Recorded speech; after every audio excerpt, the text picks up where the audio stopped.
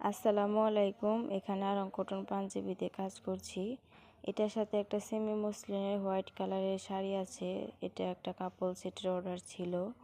শাড়ি বা পাঞ্জাবি দুইটাই কাজ করার সময় আমি কখনো আঁকিয়ে নিই না।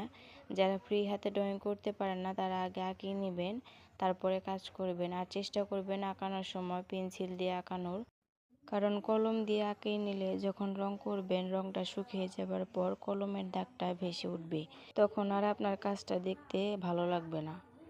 আর হ্যান্ড পেন্টিংয়ের কাজ করার ক্ষেত্রে সবসময় খেয়াল রাখতে হবে যাতে সাইড লাইন ক্লিয়ার থাকে। যদি আপনার কাজের সাইড লাইন ক্লিয়ার থাকে তাহলে অবশ্যই আপনার কাজটা ভালো লাগবে। আর যদি ভালোভাবে আপনি কাজটা না করতে পারেন, সাইডে এলোমেলো হয়ে থাকে, সেক্ষেত্রে আপনার কাজটা যদি ভালোও হয় তাহলেও দেখতে ভালো লাগবে না। যারা কাপড় সেট নিতে চান তারা আমার পেজে গিয়ে এই কাপড়ের কোয়ালিটি দেখে আসতে পারেন। এটা সম্পর্কে একটা ভিডিও দেওয়া আছে। সবাই ভালো থাকবেন।